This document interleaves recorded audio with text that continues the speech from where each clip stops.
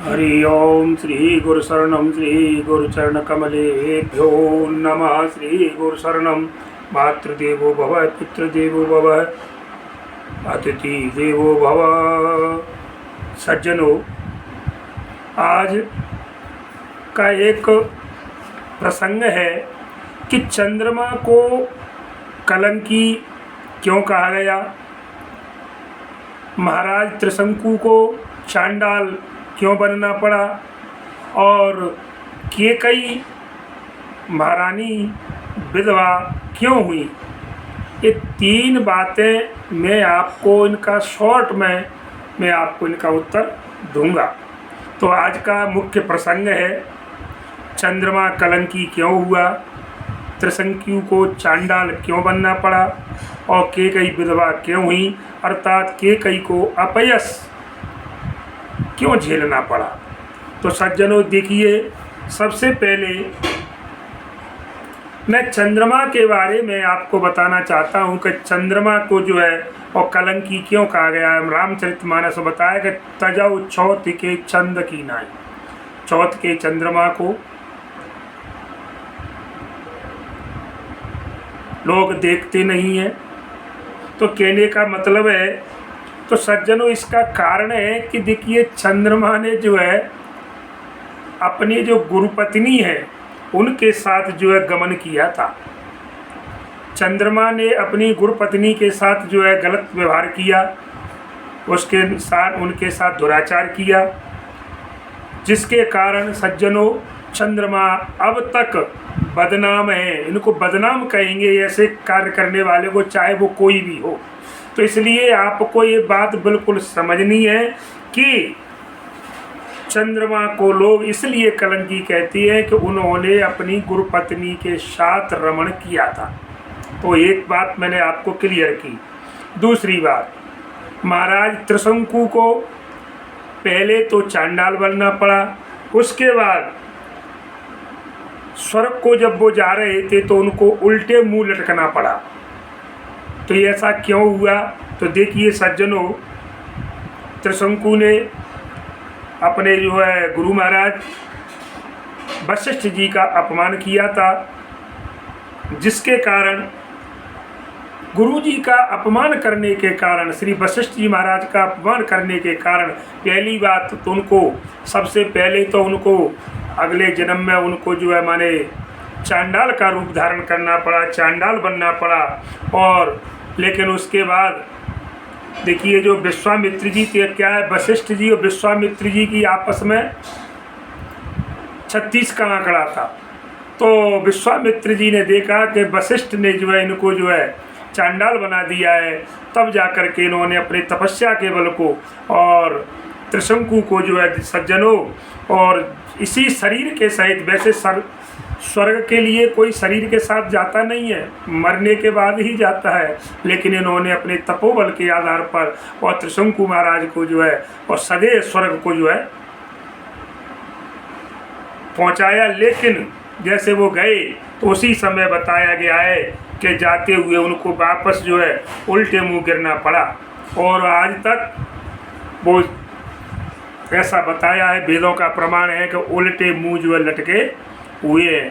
तो उनके मुंह से जो लार टपकी, जब ऊपर को पैर नीचे को सिर है तो लार स्वाभाविक है। तो बताया गया है उसी में से जो कर्मनाशा नदी है उसका जो है उद्गम हुआ है। महाराज त्रिशंकु की जो है उल्टे लटकने पर जो लार टपकी, उसी से जो है कर्मनाशा जो है और नदी का जो है उद्गम हुआ। तो सज्जनों देखिए, गुरु की महिमा बड़ी विचित्र है। गुरु का अपमान माने भगवान भी उनको जो है क्षमा नहीं करते। जिसने गुरु का अपमान किया, माता पिता का अपमान किया, उसको संसार में कोई क्षमा करने वाला नहीं है, चाहे वो भगवान ही क्यों न हो। सज्जनों, तो मैंने दो बातें आपको बताई।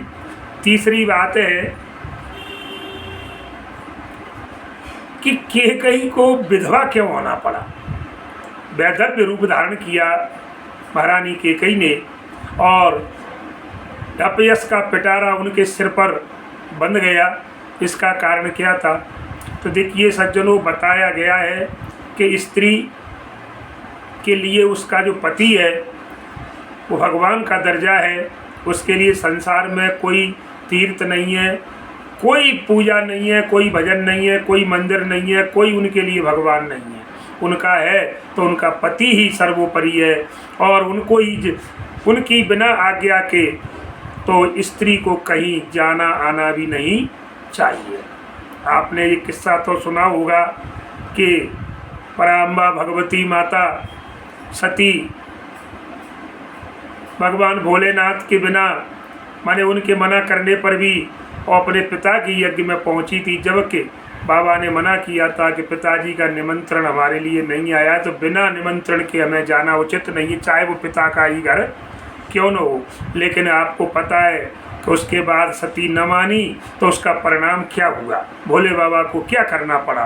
तो सज्जनों, स्त्री का धर्म है अपने पति की आज्ञा का पालन करना।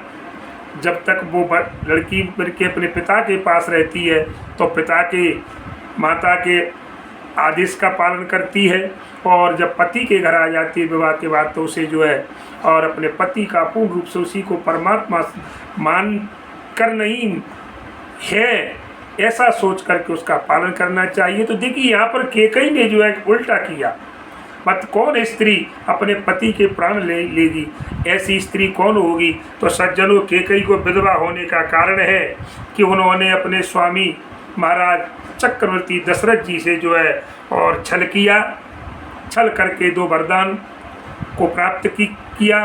उसके कारण जो है और तुरंत जो है उनको जो है वैधव्य को जो है प्राप्त हो गई। तो जो स्त्री अपने पति के साथ छल करती है तो वो हमेशा वैधव्य अर्थात विधवा जो है और अपने जो है विधवा का स्वरूप धारण करके, तो महाराज विधवा होना स्त्री के लिए सबसे बड़ा बुरा एक समझ लो ये पाप, इससे और बड़ा कुछ नहीं है। और उसके बाद संसार में अपयश का पिटारा उनके जो माथे पर मड़ गया। उनके पुत्र भरत ने भी जो है वो अपनी माँ से किनारा कर लिया था। क्या क्या नहीं कहा भरत ने अपनी माँ से। इसका मुख्य कारण था यदि कि ये जो अपने पति का अनादर करती है तो उनके पुत्र भी जो है उनका अपनी माँ का साथ नहीं देते। तो सज्जनों, मैंने आपको जो है और ये 3 बातें जो है आपको बताई। यदि आपको हमारी ये बातें अच्छी लगे तो चैनल को जो है लाइक करें, सब्सक्राइब करें, और वीडियो को लाइक करना न भूलें।